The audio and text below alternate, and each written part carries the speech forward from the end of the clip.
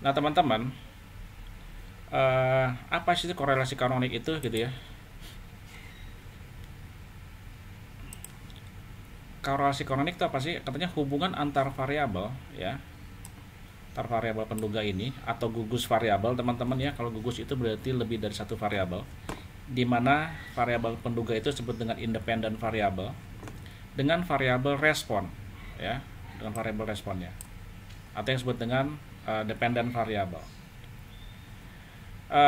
Lalu korelasi kanonik itu apa sih fungsinya? Dikatakan untuk menemukan kombinasi linear dari P peubah ya, dari P peubah penduga yang berkorelasi atau berhubungan dengan maksimum dengan kombinasi linear Q, teman-teman. Contohnya gini ya, apakah si si coklat merek A ini mempunyai korelasi yang sama dengan toko A nggak pada saat penjualan gitu ya. Jadi melihat kombinasi seperti ini, kombinasi linear seperti ini. Lalu menguraikan struktur hubungan di dalam variabel peubah independen. Nanti kita lihat bagaimana si struktur hubungan ini diuraikan dalam SPSS, teman-teman. Pertama kali ditemukan oleh Hotelling gitu ya. Kalau kita kemarin berbicara tentang weak lambda, maka kalau kalian ingat juga, maka Hotelling ini termasuk dalam kelompok itu ya. Jadi dia ada fungsi apa, dengan mencari dengan metode Hotelling atau weak lambda atau dan seterusnya. Itu ya kanonik ya. Oke, lihat lagi sekarang.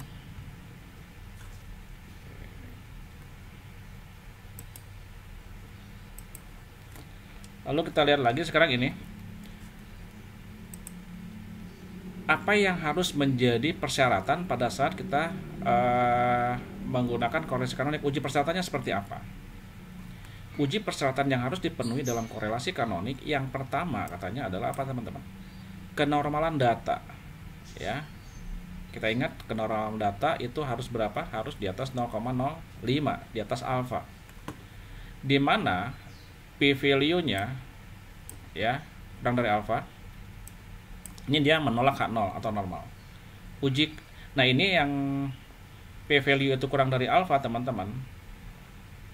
Ini kan menolak H0, normality. Ini merupakan dari uji Kolmogorov-Smirnov.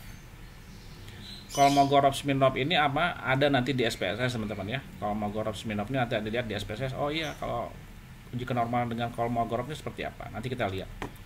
Tidak adanya multikolinearitas ya. Apa sih kolineritas itu? Adalah koefisien korelasi sederhana atau tidak ada antar variabel dependen maupun antar variabel independen. Yang sederhana itu ada sih, termasuk korelasi sederhana, tidak adanya korelasi antar variabel dependen maupun antar variabel independen. R ini, teman-teman ya, R itu multikoliniaritasnya. Ini R ini multikoliniaritasnya apa? Angka koefisien korelasi harus di atas 0,8 ya. Maka itu disebut dengan yang namanya multikolinearitas. R adalah angka koefisien korelasi harus di atas 0,8. Nah, itu kayaknya tidak adanya multikolinearitas. Jika tidak memenuhi persyaratan 1 dan 2, maka lakukan transformasi. Ingat transformasi ya, minggu lalu ya. Data, eliminasi variabel. Kenapa, teman-teman? Kadang-kadang kita salah mempersepsikan, salah menginterpretasikan kalau ini tidak ada, teman-teman. Persyaratan hajar saja gitu, dihajar saja. Maka diharapkan agar peneliti lebih berhati-hati dalam melakukan interpretasi. Interpretasi itu apa? Membaca hasil output daripada SPSS. Ya, kita lihat lagi sekarang.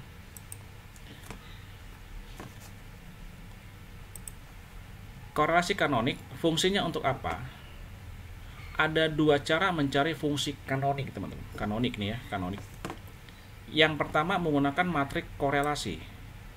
Itu secara manual ya. Apa yang dimaksud dengan matrik korelasi? Itu adalah data sudah dibakukan, mempunyai satuan yang sama. Contoh ya, matrik korelasi sudah datanya sudah dibakukan. Misalnya tinggi badan nih, tinggi badan 1,7 dibuat per 1, artinya 1,7 itu adalah 1,7 meter ya. Itu baku semua teman-teman, maksudnya 1,7 m, semua sudah satuannya m, meter. Bagaimana yang matrik kovarian? Matrik kovarian menggunakan data sebenarnya, ya sudah, misalnya 1,7, ada yang 120 cm, ada yang 1,7 meter, ya sudah pakai seperti itu gitu ya.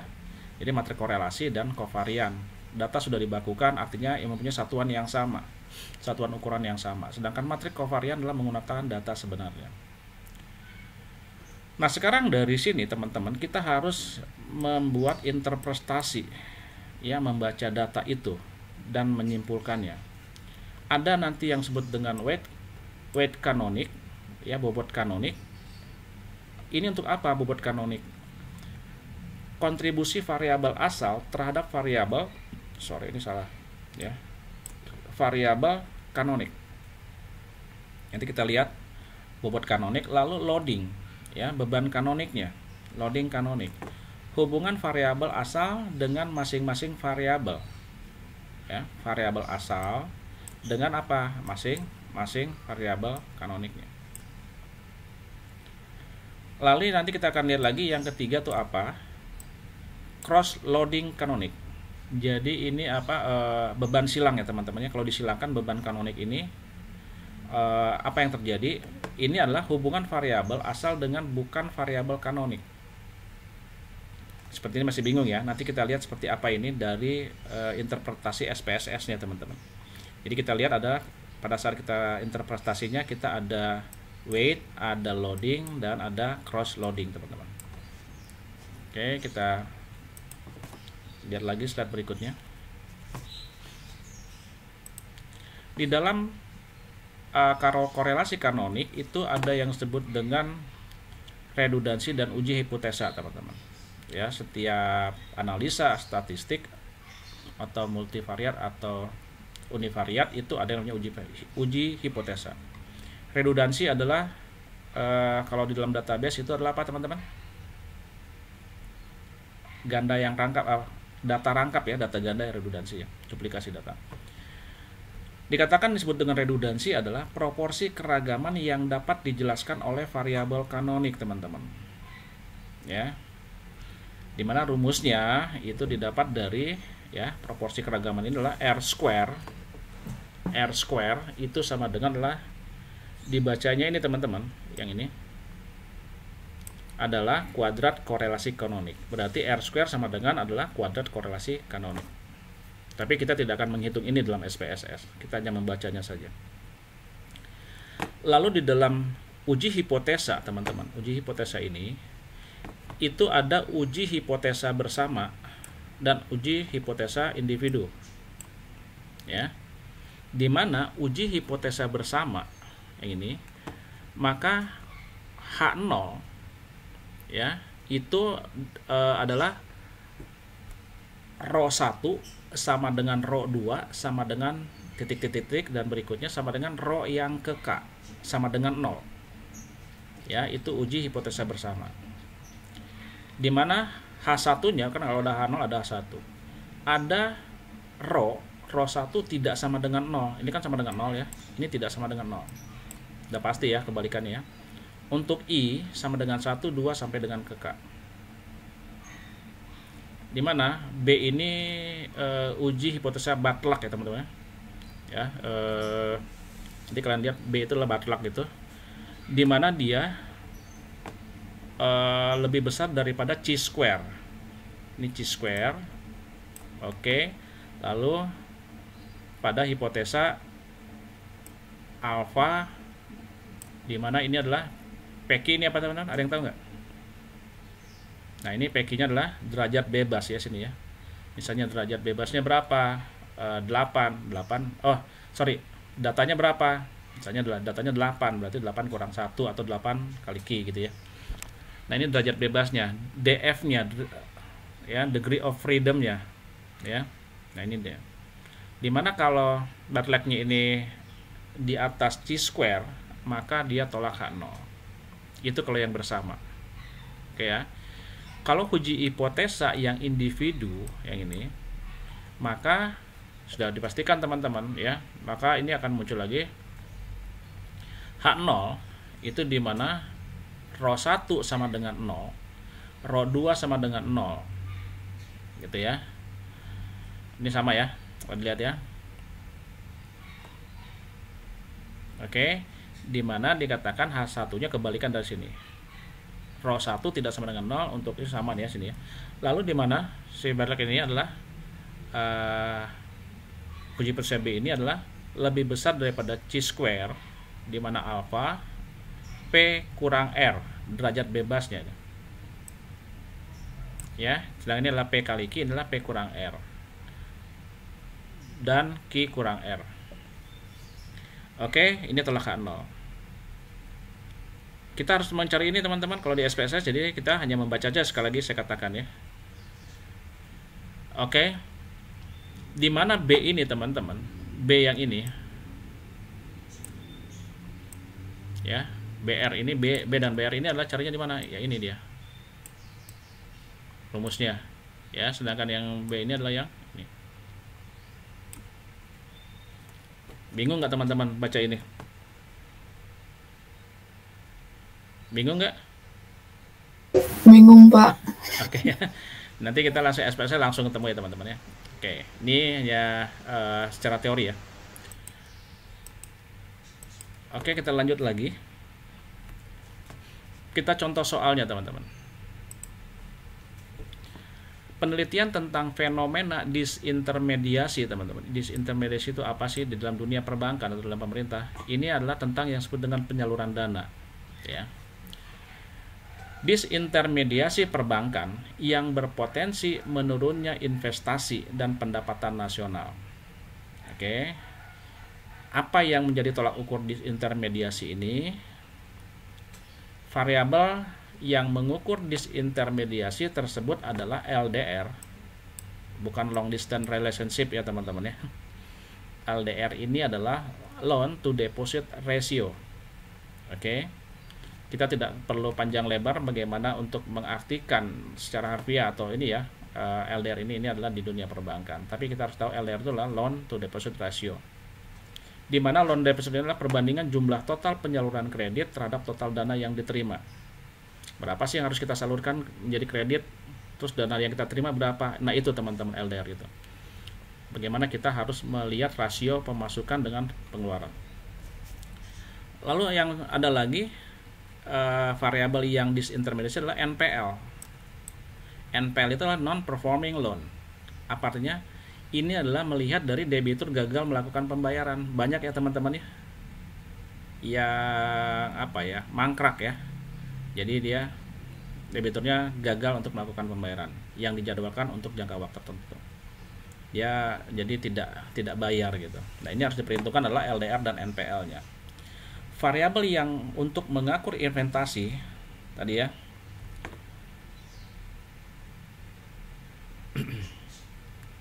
mengukur investasi, katanya investasi adalah IDN, investasi dalam negeri ya.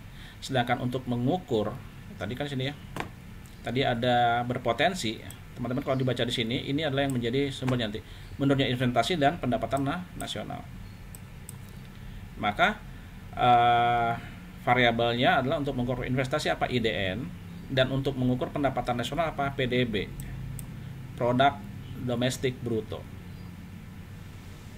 Nah ini teman-teman, jadi ada sebenarnya kalau kalian lihat ada dua dependent variabel dan dua independent variabel ya, LDR dan NPL, IDN dan PDB. Ketergantungannya kemana? Apakah NPL LDR ke IDN dan PDB atau PDB IDN tergantung kepada NPL dan LDR. Nah ini harus bisa kita baca ya teman-teman ya, seperti itu. Dari sini, dari kalimat ini atau kasus ini, maka bisa kita lihat, kita ambil kesimpulan ini. Dari informasi di atas dapat kita simpulkan variabel dependennya IDN dan PDB. Kenapa? Karena ini akan tergantung pada variabel independen teman, LDR dan NPL-nya. Bagaimana peningkatan itu bisa naik dan investasi domestik nasional itu bisa naik ya teman-teman. Nah ini dari sini. Lalu sudah kita dapat tadi dengan kasus soal itu, maka kita temukan variabel dependennya dan independennya, maka kita diminta untuk apa? Ujilah signifikasi fungsi kanonik dari variabel tersebut. Ya, tadi soalnya sudah seperti itu. Nah ini bagaimana kita mencari korelasi kanoniknya. Nah teman-teman, di dalam SPSS pembahasannya gini, langkah-langkah SPSS-nya apa? Input data dulu. Ya, ini file new database variable view. Oke. Kita lihat dulu ya teman-teman ya. Di sini row 1. Kita langsung praktekkan ya teman-teman ya di sini ya. Kita coba ya. Nah, ini teman-teman, datanya ya. Ini datanya. Ini data yang kita gunakan. Ini juga saya masukkan ke dalam IL teman-teman. Oke. Lalu kita coba masuk ke, sebentar. Ini teman-teman, kita masuk ke SPSS dulu. Sebentar ya, kita sebelum ini kita ini dulu lah. Selesaikan dulu ya. Nanti baru prakteknya. Input data, klik file new database variable view. Oke. Lalu pilih nanti seperti yang tadi ya teman-teman ya, seperti ini ya. Ingat ya, tadi kan X dan Y. Sekarang kita masukkan row satunya. Ini sudah saya ambil juga, saya screenshot. Row 1 pada name itu masukkan X1 teman-teman. Ya, X1. Lalu kita masukkan labelnya nih. Ya, pengaturan kedua label. Label adalah LDR. Ya, dependennya. Lalu yang kita rubah lagi adalah tipenya teman-teman, tipe ya. Oke, tipenya udah numerik saja, sorry ini numerik ya, biarkan. Lalu desimalnya biarkan 2 karena ada koma-komanya. Lalu measure-nya, jadi yang kita rubah nanti teman-teman dari kolom-kolom ini adalah name ya, ini name, label sama measure. Measure-nya diganti dengan skala, asalnya none sini teman, asalnya none di sini. Lalu untuk berikutnya yang kedua sekarang adalah X2. Nah ini ya, row 2. X2 name-nya, lalu labelnya adalah NPL. Ini ya, NPL. Lalu tipenya numerik, oke sudah semua. Lalu measure-nya ganti dengan scale juga. Lalu row ketiga, baris yang ketiga. Baris ketiga masukkan Y1. Ya, ini yang IDN tadi. Name-nya Y1. Oke. Name-nya Y1, lalu labelnya IDN. Oke, ini IDN. Desimalnya tetapkan 2 ya teman-teman ya. Kalau tadi di kanonik boleh di kanonik kalau tadi di ANOVA boleh dinolkan karena bilangannya bulat. Oke, IDN, lalu numerik desimal dibiarkan, measure-nya diganti dengan skala. Lalu yang baris ke ini harusnya baris 4 teman-teman ya. Baris keempat itu adalah Y2, lalu numerik 82, ganti labelnya jadi PDB, ini ganti dengan scale ya. Ini secara teori dulu ya teman-teman ya. Lalu setelah itu apa? Lalu pilih klik data view yang seperti dibuat tadi, maka kita akan melihat sekarang adalah ini ya. Setelah data view, maka kita melihat, nah ini X1, X2, Y1, Y2. Ada kolom LDR, NPL, IDN, dan PDB. Oke. Lalu setelah muncul ini teman-teman, X1, X2, Y1, Y2, ya ini mewakili dari LDR, NPL, IDN, dan PDB. Masukkan, kopikan data tadi teman-teman yang sudah saya buat atau saya masukkan juga di IL data ini. Tadi ya, tadi kenapa desimalnya 2? Karena ini ada 59,26. Jadi ada 2 digit di belakangnya yang harus diperhitungkan juga. Nah, ini saya hanya capture hanya 10 data saja. Sebenarnya ada 50 ya teman-teman ya. Lalu simpan data kalau mau ya, dan beri nama file direktorinya. Di direktorinya di mana? Biasakan membuat direktori atau folder secara tematik teman-teman. Kalau kalian buat misalnya multivariat gitu ya, SPSS, buat folder SPSS seperti itu, supaya gampang dalam mencarinya. Setelah ini apa yang terjadi? Oke, apa yang terjadi? Sekarang masuk yang namanya mengolah data. Ya. Teman-teman, kenapa ini tidak menggunakan menu ya? File new syntax ini. Oke, kita lihat. Korelasi kanonik itu menggunakan sintaks, teman-teman. Ya, untuk sementara kita coba sintaks, tapi coba nanti kalian literasi, ada nggak yang menggunakan menu seperti tadi kan, ada descriptive main dan seterusnya ya. Nah, ini kita harus pilih file, lalu new, lalu pilih sintaks. Oke, lalu tuliskan sintaks di bawah ini pada statistik syntax editor. Nanti kita coba prakteknya. Manova, ketik Manova ini Y1, Y2 ya, variabel Y1 dan Y2 dengan dihubungkan dengan X1 dan X2. Jadi IDN dan PDB itu disandingkan dengan yang namanya tadi kalau nggak salah ada LDR dan apa NPL ya teman-teman ya. Nah, ini kalian ketik ini, karena kalian sudah punya PPT-nya, nanti kalian tinggal copy saja ini ya, Manova Y1 spasi Y2 spasi with spasi X1 spasi X2. X1 dan X2 nya satu dengan 2 nya nggak boleh dipisah dengan X nya. Lalu slash di bawahnya baris baru slash discrim ya, discrim all alpha 10. Oke, lalu yang ketiga pindah baris lagi, print slash print sama dengan signifikasi eigen ya, ingat eigen ya, dim. Berarti ada 3 baris teman-teman yang kalian ketik pada statistik syntax editor. Lalu klik run ya. Sekali lagi kita hanya berdasarkan teorinya saja dulu, nanti kita coba prakteknya. Seperti itu. Saya matikan dulu ininya. Setelah ini kita lihat, baru kita masuk ke interpretasi outputnya teman-teman. Oke ya, seperti itu.